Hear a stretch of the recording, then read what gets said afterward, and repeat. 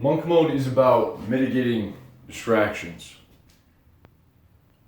If you're doing something that you don't like, if you're addicted to porn, if you're addicted to fapping, if you're eating too much junk food and you want to get a better body, well then you want to stay away from that. And so monk mode, you go on it, and what a lot of us do is we focus on not doing that thing that we don't want to do. You see, but the thing is, the way that you stop doing something, the way that you get back on track, because what we're trying to do is stop the distraction from our overall goal. So the first place that you have to start is by coming up with a sort of goal.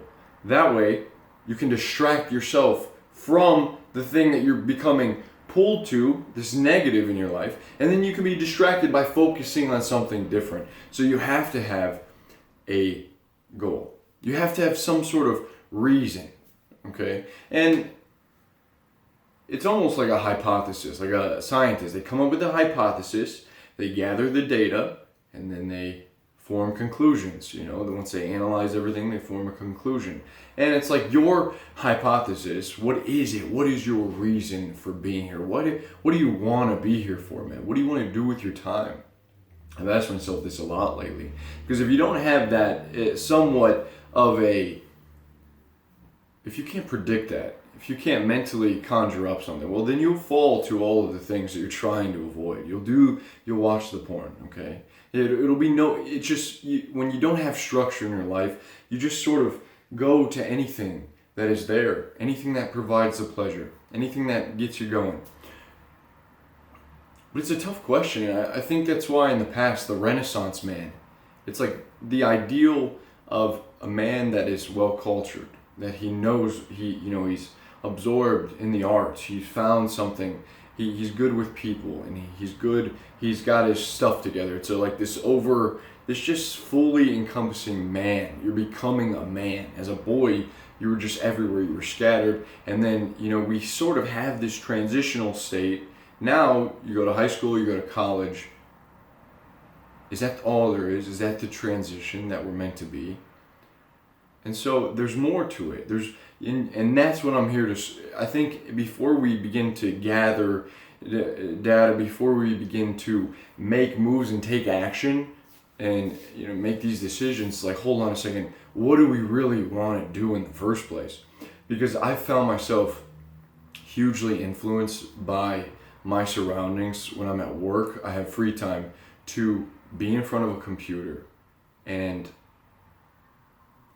mindlessly watch videos that aren't even important. But as I'm focusing on them, they seem important. So where the focus goes, the energy flows, man. And it's like, these things are not important, and the days are passing by. My life is not becoming any more fulfilled, okay? And I'm fulfilled now. And that's the thing, like, you can be fulfilled now. You don't need to do something else. But like we constantly do, and we fill our mind with all this junk, all these unnecessary distractions, and they just pollute. It's like our mind can become this garbage dump. And so we're stuck in this battle. I'm not happy. Well, yeah, I've been listening to all this shitty music. Well, yeah, man, it's like you're getting away from the true source. You're getting away from what matters. And so I believe, like I said, the Renaissance man was a solution to that, to like just being a peasant. It's like, now you have the ability, you got a little money, well, now you can go to the museum. Now you can learn to play an instrument. Now you can go out and learn chess. It's like, goddamn, man, that is a royalty. You don't have that as just like some beggar. There is a really great quote. I actually have it hung up here. It's by Marcus Tullius Cicero. This just stood out to me so much.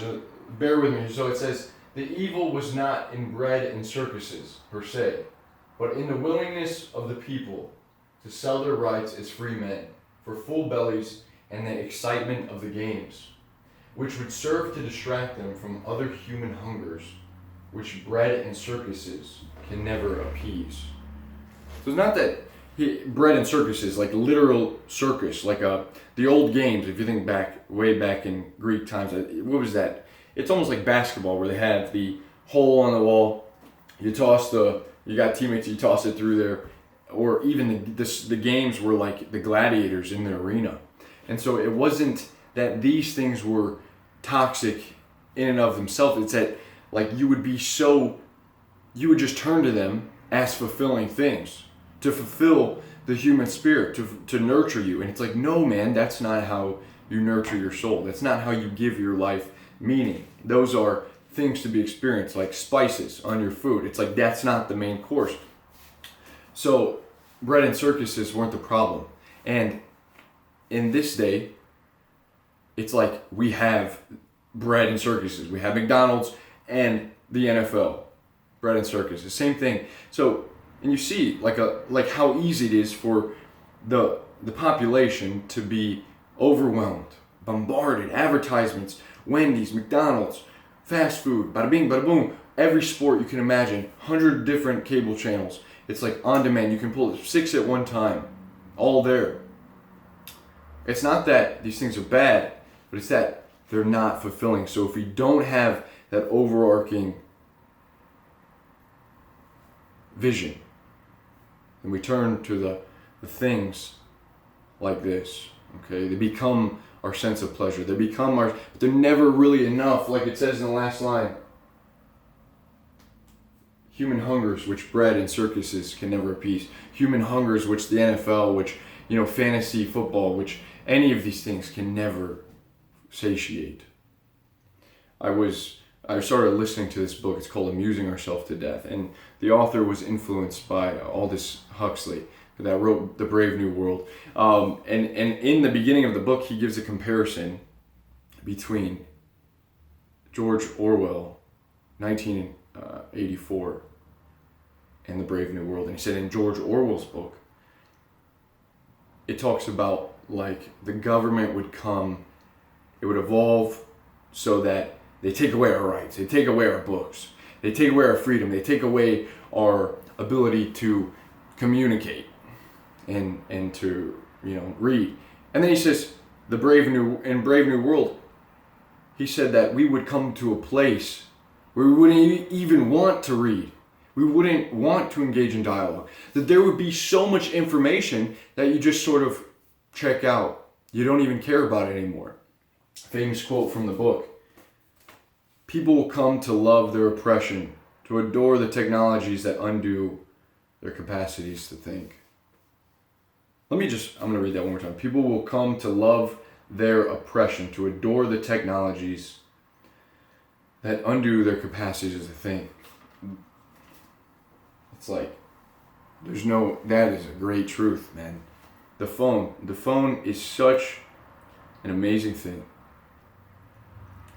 But damn, is it distracting. Does it give you access to to just suck your time away, to fill your mind? It's like a fire hydrant for bad info. It's not even that, it's a fire hydrant for too much info that is all over the place, that you end up not doing anything. You collect all this data, you take no action. And that's the danger in it. So what do we do? Again, back to the vision. We have to form a vision. And I love what Jordan Peterson says about this. I don't think a lot of you may agree with me on this. I think that there's a lot of spiritual teachers out there. I think that there's a lot of people saying that you just need to let go. I agree with that, right? Like I said, we're good now. Life is good now. But if you stay here, you end up getting pulled. You're always being pulled. Life's pulling you this way and that way, this way and that way. And eventually you get influenced. So if you don't have a strong foundation, if it's built out of sand, stuff will come along. Hurricanes, whirlwinds, they'll come along and they'll just topple your house over time. They'll topple your character. They'll defeat you. They'll bring you down. You just become... that's why, like, you read a spiritual book, you get high. You see a motivational book, you get high for a little bit. What happens? You come back down. And then you do it again. It's like, let's build the foundation up. And so Jordan Peterson talks about, he's like, The reason that you go to university is to become dangerous, to learn how to speak, to learn how to think, to learn how to articulate, to learn how to read. And it's like, there is so much that, for me, learning has always been a very fulfilling experience. And recently, this last year, just being confronted with how little I know, man. I'm terrible at recalling history, past events. I'm terrible at a lot of subjects. Geography, I haven't traveled much. I want to learn more about the world. I want to be able to, just because that's fun, it's way more fulfilling than getting stuck on Instagram.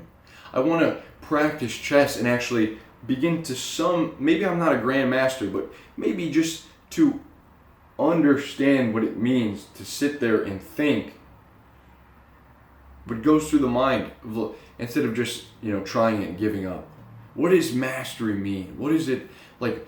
What secrets are there that are just waiting for me to unlock if I just would put more focus and stop being so distracted by bread and circuses, by games, by all of this stuff. Guys, it's not that you have to avoid or fight so hard to fight these addictions in your life. It's not that you have to just always be in this battle. It's like, look, man, what are you doing other than not watching the porn? Now, I keep saying that, but like, what are you doing other than not watching the video games? You're on your phone. It's like, that's no better. So that's no better. It's so at the end of the day, you didn't do anything differently. Your focus is on this thing that's not fulfilling your life.